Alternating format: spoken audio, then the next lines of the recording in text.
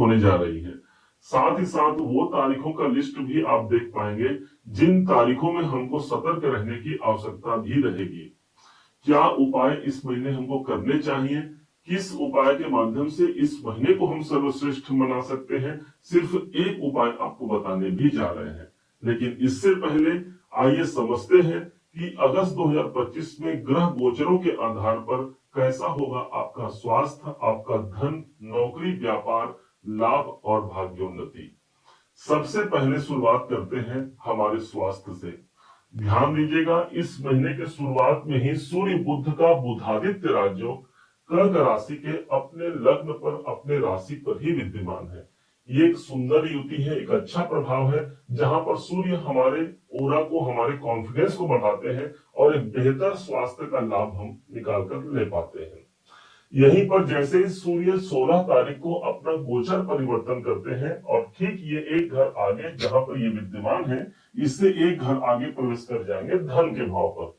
इस गोचर को और ज्यादा अनुकूल कहेंगे क्योंकि सूर्य अपने स्वयं की राशि पर विद्यमान रहेंगे, स्वास्थ्य उत्तम रहेगा।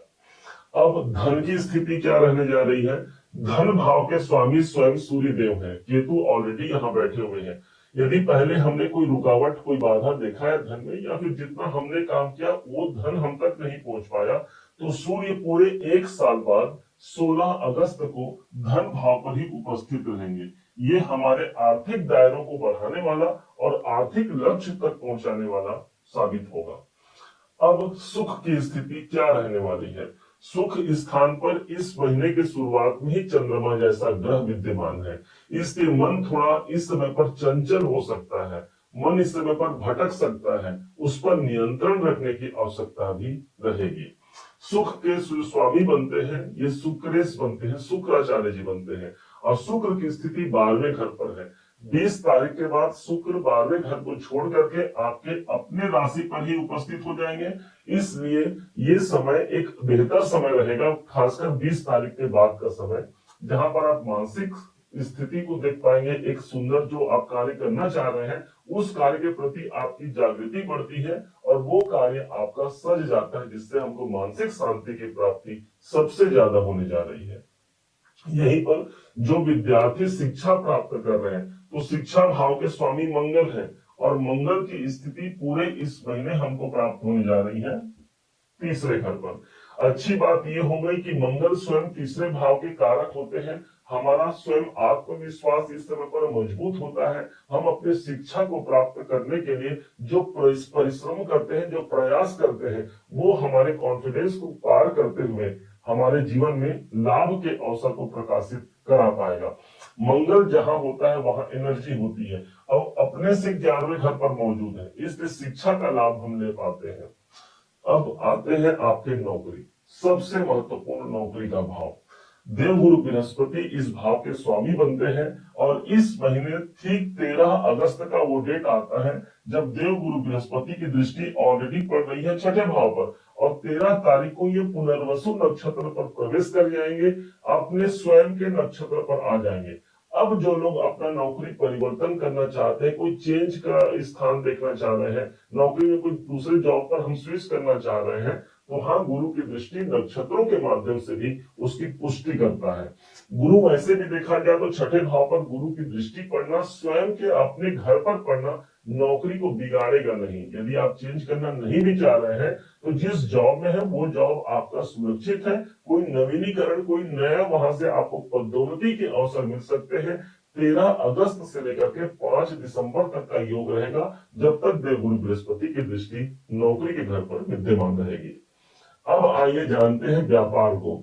जो लोग व्यापारी वर्ग के हैं उनके लिए स्वयं शनिदेव इनके व्यापार भाव के स्वामी बनते हैं।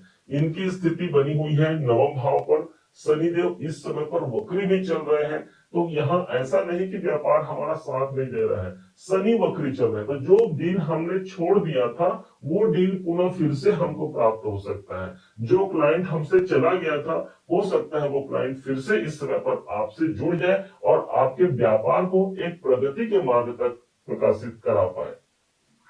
जो लोग विवाह करना चाह रहे हैं, विवाह के दृष्टिकोण से भी उनके वैवाहिक जीवन के लिए भी एक महत्वपूर्ण समय रहेगा। शनि अभी वक्री चल रहे हैं और स्वयं इस भाव के जो मालिक शनि देव हैं वो जिस राशि पर बैठे, गुरु की राशि पर बैठे हैं, और गुरु अपने नक्षत्रों के द्वारा भी, अपनी दृष्टियों के द्वारा भी ठीक नवम भाव को ही प्रकाशित कर रहे हैं। अर्थात हमारा व्यापार एक अनुकूल परिस्थिति को प्राप्त करने जा रहा है।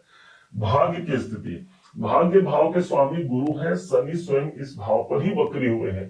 इसलिए हम अपने मेहनत से अपने भाग्य को साथ चाहते हैं तो भाग्य हमारा समर्थन करता है। कारण देव गुरु बृहस्पति 12वें घर पर बैठ करके अपना स्वयं के नक्षत्र पर होने के कारण भाग्य भाव ज्यादा जागृत हो गया ना भाई।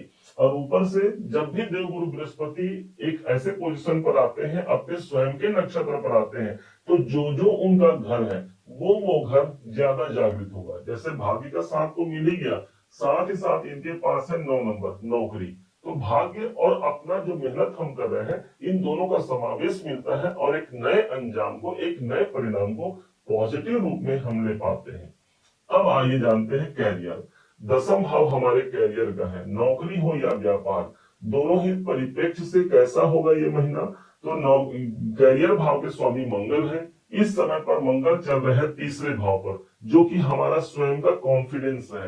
कैरियर भाव का स्वामी तीसरे भाव पर होने के कारण हमको यात्राएं अधिक करनी पड़ सकती है अपने काम काज को लेकर के। तीसरे भाव पर होना अर्थात मार्केटिंग, सेल्स, आईटी वालों के लिए एक बेहतर अवसर रहेगा, स्पोर्ट्स वालों के लिए भी एक बेहतर अवसर रहेगा, जो लोग प्रॉपर्टी संबंधी काम करते हैं उनके लिए भी ये एक अच्छा अवसर है कि तीसरे भाव पर उनको मंगल मिला है। हालांकि मंगल यहाँ पर अपने शत्रु की राशि पर विद्यमान रहेंगे, इसलिए कोई शत्रु से हमको बचना भी होगा, सावधान रहना होगा कि कहीं वो हमारे कार्य को बिगाड़ न जाए। अब कौन सी वो तारीखें हैं जो तारीख हमारे लिए अनुकूल साबित होंगी, और कौन सी वो तारीखें हैं जिन तारीखों में हमको सावधान रखनी होगी, आप इस लिस्ट को जानिएगा।